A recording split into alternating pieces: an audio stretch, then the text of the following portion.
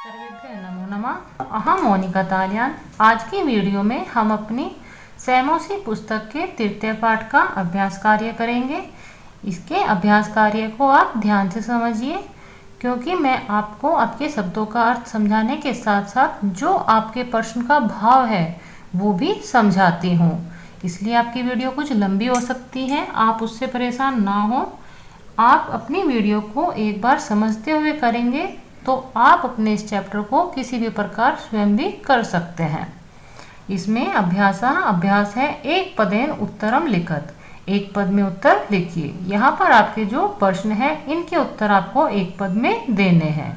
इनके उत्तर आपको एक पद में देने थे तो इनके उत्तर मैंने इनके सामने ही लिख दिए हैं। पहले आप अपना प्रश्न समझ लीजिए। उत्तर तो आपके सामने लिखे हुए हैं और वो भी एक पद में ही है।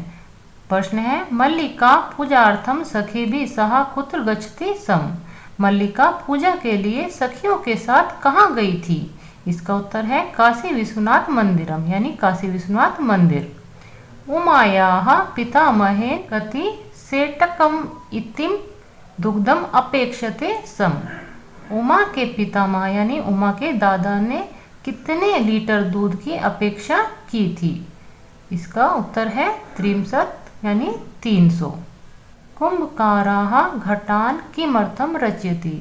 कुंभकाराः यानी जो कुम्हार है, घटान घड़ों को किमर्थम किस लिए रचयति बनाता है। जो कुम्हार है वह घड़ों को किस लिए बनाता है? इसका उत्तर है जीविका हेतु, यानी जीविका उपार्जन के लिए। कानी चंदनस्य जीवालोलुप्ताम वर्धन्ते सम। कानी का अर्थ है किसने, चंदनस्य चंदन की जीवालोलुप्ताम जीवा के लालचीपन को, वर्धन्ते सम बढ़ाया हुआ था। किसने चंदन की जीव के लालच को बढ़ाया हुआ था? इसका उत्तर है मोदकानी यानी लड्डुओं ने। नंदनियाः पाद प्रहारेण कहाँ रक्तरंजिता अभवत। नंदनी के पैरों के प्रहार के द्वारा कौन रक्त रंजित हुआ? इसका उत्तर है चंदना यानी चंदन। इस प्रकार आप अपने एक पदेन वाले उत्तर कर लीजिए। यहाँ पर आपका दूसरा प्रश्न है पूर्ण वाक्येन उत्तरत लिखत। पूरे वाक्य में उत्तर लिखो। यहाँ पर स्पेस कम था तो इसके उत्तर मैंने अपनी कॉपी में अलग से लिखे हुए हैं, आप उनको भी देख लीजिए। पूर्ण वाक्येन वाले प्रश्नों के उत्तर देख लीजिए। मल्लिका चंदनस्य मास पर्यंतम धेनो कथम आकुरुताम। मल्लिका और चंदन महीने तक धेनु का कैसे करते हैं? इसका उत्तर है मल्लिका चंदनस्य मास पर्यंतम धेनो दुग्धम दोहनम विहाय तस्याः सेवाम आकुरुताम। मल्लिका और चंदन महीने तक धेनु का दूध दोहन छोड़कर उसकी सेवा करते हैं।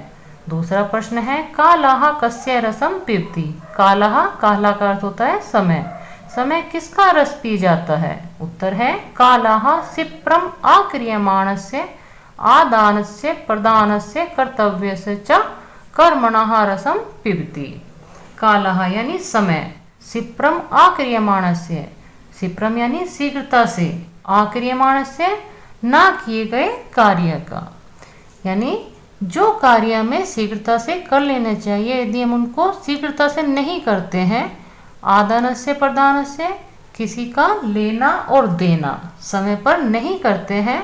कर्तव्य से च और अपने कर्तव्यों को यदि हम समय पर नहीं करते हैं तो जो काल चक्र है वो इन सभी कार्यों का रस ग्रहण कर लेता है। यानी बाद में व्यक्ति ये सब कार्य करता रहे लेकिन उसको उसका कोई स्वाद नहीं मिलेगा। ये कार्य समय पर हो तभी उसका स्वाद वह ग्रहण कर सकता है। घट मूल्यार्थम यदा मल्लिका स्व आभूषणम दातुम पर्यते तदा कुंभकारः किम वदति। घट मूल्यार्थम यानी घड़े के मूल्य के लिए जब मल्लिका अपने आभूषण देने के लिए कहती है तब कुंभकार यानी कुम्हार क्या कहता है? इसका उत्तर कुछ दीर्घ है तो आप इसको ध्यान से देखिए। घट मूल्यार्थम यदा मल्लिका स्व आभूषणम दातुम पर्यते तदा कुंभकारः वदति यत् पुत्री के न अहम पापकरम करोमि। घड़े का मूल्य देने के लिए जब मल्लिका अपने आभूषण देती है तब कुम्हार कहता है कि हे पुत्री, नहीं, यह पाप कर्म मैं नहीं करता हूँ। कथम अपि न इच्छामि त्वाम आभूषण विहीनानां कर्तुम। कथमपि कैसी भी मेरी इच्छा नहीं है कि मैं तुम्हें आभूषणों से रहित करूं। नयतु यथा अभिलाषितान घटान। नयतु ले जाओ, यथा अभिलाषितान जितनी आपको इच्छा है, घटान घड़ों को, जितनी आपको घड़े की इच्छा है उतने ले जाओ। दुग्धम विक्रय एव घट मूल्यम ददातु। दूध बेचकर ही घड़ों का मूल्य दे देना। मल्लिका किम दृष्ट्वा धेनोः ताडनस्य वास्तविकं कारणम ज्ञातम।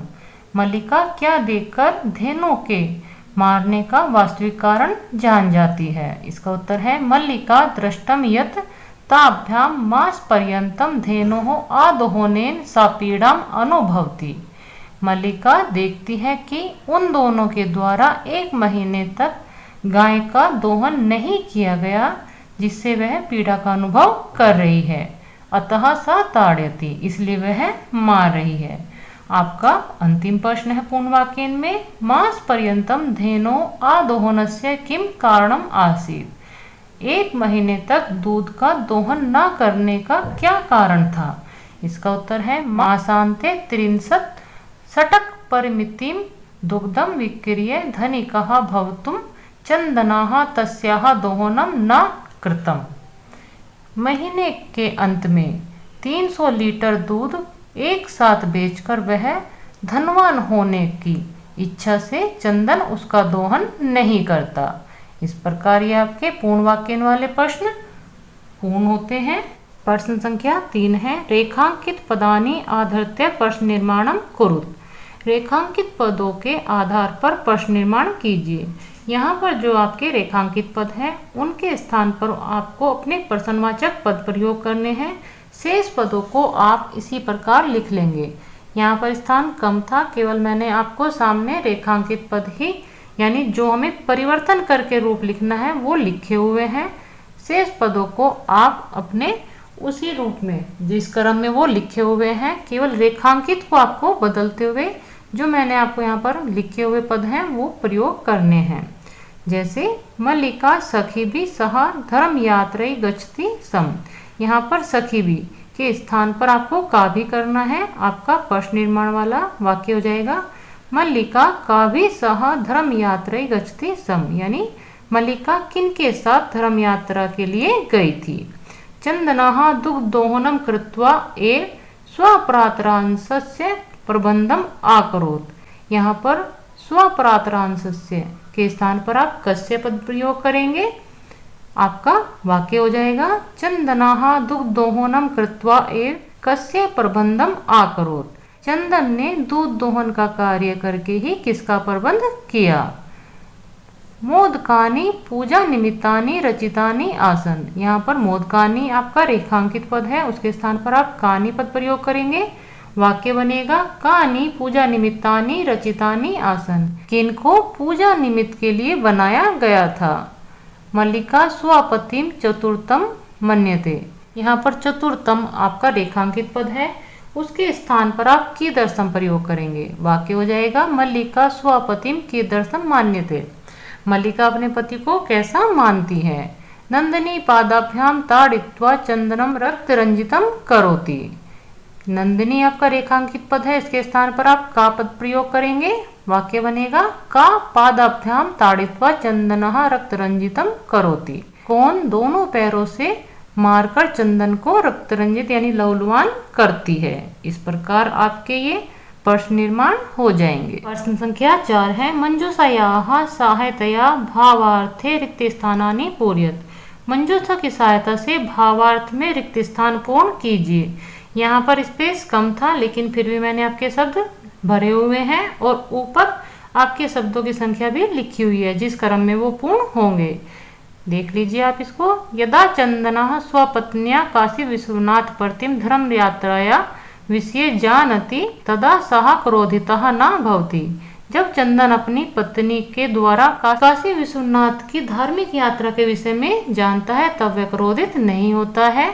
यत तस्याः पत्नी तम गृह व्यवस्थायै कथित्वा सखीभिः सह भ्रमणाय गच्छति अपि तु तस्याः यात्रायाः कृते मंगलकामनानां कुर्वन्। कथयति यत् तव मार्गाः शिवाः अर्थात कल्याणकारिणः भवन्तु। जब उसकी पत्नी उसको घर की व्यवस्था के लिए कहती है और सखियों के साथ घूमने के लिए जाती है, तब भी वह उसकी यात्रा के लिए मंगल कामना ही करता है। वह कहता है तुम्हारा मार्ग कल्याणकारी हो, मार्गे कदाचित अपि बाधा तव कृते समस्या न उत्पादयेत्, मार्ग में कोई भी बाधा तुम्हारे लिए समस्या उत्पन्न ना करे।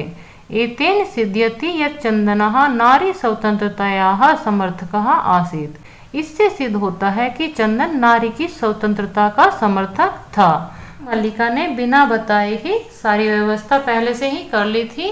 वो केवल उसको चलते समय ही घर की व्यवस्था और नंदिनी की व्यवस्था करने के लिए कहती है, लेकिन वह उससे क्रोधित नहीं होता है।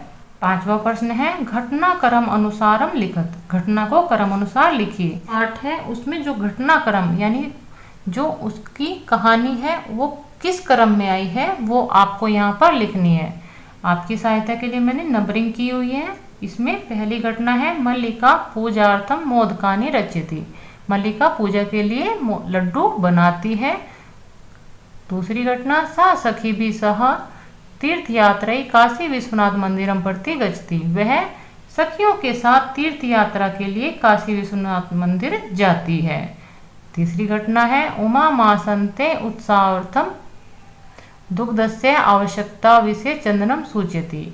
उमा महीने के अंत में उत्सव के लिए दूध की आवश्यकता के विषय में चंदन को बताती है। चंदनस्य पत्नी तीर्थ यात्रा समाप्य गृहं प्रत्यागच्छति। चंदन की पत्नी तीर्थ यात्रा समाप्त करके घर आ जाती है। उभौ नंदिनिया सर्वविध परिचर्यां कुरुत। दोनों नंदिनी की हर प्रकार से सेवा करते हैं। चंदनाः उत्सव समय अधिकम दुग्धम प्राप्तुं मास पर्यंतम दोहनम न करोति। चंदन उत्सव के समय अधिक दूध प्राप्त करने के लिए 1 महीने तक दूध का दोहन नहीं करता। उत्सव दिने यदा दुग्धम प्रयत्नम करोति तदा नंदिनी पादेन प्रहरति। उत्सव के दिन जब दूध दोहने का प्रयास करता है तब नंदिनी पैर से मारती है। अंतिम आपकी कार्याणि समय करण्यानि इति चंदनः नंदिन्याः पादप्रहारेण अवगच्छति। कार्य समय पर करना चाहिए इस प्रकार चंदन गाय के पैर के प्रहार से समझता है। इस प्रकार ये आपका घटनाक्रम है। छठा प्रश्न है अधोलिखितानि वाक्यानि कहाँ कम प्रति कथयति इति प्रदत्त स्थाने लिखत। नीचे लिखे हुए वाक्यों को किसने किसके लिए कहा यह दिए हुए स्थान पर आपको लिखना है। उदाहरण में स्वामिनः प्रत्यागता अहम आस्वाद्य प्रसादम। स्वामी मैं आ गई हूँ प्रसाद ग्रहण करो। यह है मल्लिका चंदनम प्रति। मल्लिका चंदन के लिए कहती है या चंदन को कहती है। इसी प्रकार आपको शेष कार्य भी करना है। जैसे धन्यवाद मातु याम में आह्दुना कि धन्यवाद मामा मैं अब चलती हूँ। यह उमा कहती है चंदनम प्रति यानी चंदन को। त्रिसेटकम इतम दुग्धम शोभनम व्यवस्था भविष्यति। 300 लीटर दूध बहुत अच्छा व्यवस्था हो जाएगी। ये कहता है चंदन उमा प्रति यानी उमा को। मूल्यम तो दुग्धम विक्रये एव दातुम शक्यते। मूल्य तो दूध बेचकर ही देने में समर्थ होऊंगा। यह चंदनः देवेशम प्रति।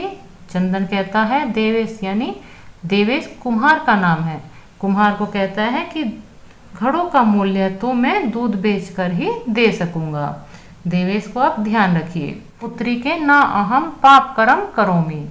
यहाँ पर पुत्री के यानी हे पुत्री मैं यह पाप कर्म नहीं करता हूँ। देवेशः मल्लिकाम प्रति। देवेश को मैंने अभी आपको बताया था कि कुम्हार का नाम है कि जो देवेश नाम का कुमार है वो मल्लिकाम प्रति मल्लिका को कहता है। देवी मया अपि ज्ञातम यदस्माभिः सर्वथा अनुचितम कीर्तम। चंदनः मल्लिकाम प्रति। देवी मेरे द्वारा भी जान लिया गया है कि हम दोनों ने इसके साथ अनुचित किया है। यह चंदन कहता है मल्लिका को। प्रश्न संख्या 7 है पाठस्य आधारेण प्रदत्त पदानाम संधि विच्छेद वा कुरुत। पाठ के आधार पर दिए हुए शब्दों में आपको संधि या संधि विच्छेद करना है। यहाँ पर कुछ आपको शब्द दिए गए हैं उनमें कुछ की संधि हुई है और जो आपके संधि विच्छेद वाले पद हैं उनमें आपको संधि करनी है। जैसे शिवास्ते, इसमें संधि है शिवाहा प्लस ते, यह है आपकी विसर्ग संधि है। मनहा प्लस हरा, मनोहरा, यह भी आपकी विसर्ग संधि है। सप्ताहांते, सप्ताह प्लस अंते, ना इच्छामि, ना प्लस इच्छामि, अत्युत्तमः यानी अति प्लस उत्तमः, यह आपकी यण संधि है, यह आपकी गुण संधि है और यह आपकी दीर्घ संधि है। इस प्रकार यह आपकी संधियां हो जाएंगी।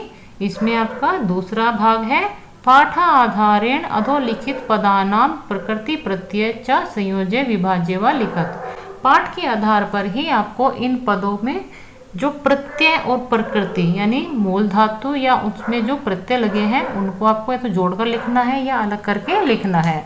जैसे करणीयम, इसमें क्री आपका धातु है, अनियर प्रत्यय है। वि आपका उपसर्ग है, क्री धातु है, लेप प्रत्यय है, पद बनेगा विक्रिय। पठितम, पठ धातु है और कत प्रत्यय है। ताड्य आपका धातु है प्लस कत्व प्रत्यय है, पद बनेगा ताड़ित्वा। दोग्धुम आपका पद है, इसमें दुहु आपकी धातु है प्लस तुमुन प्रत्यय है।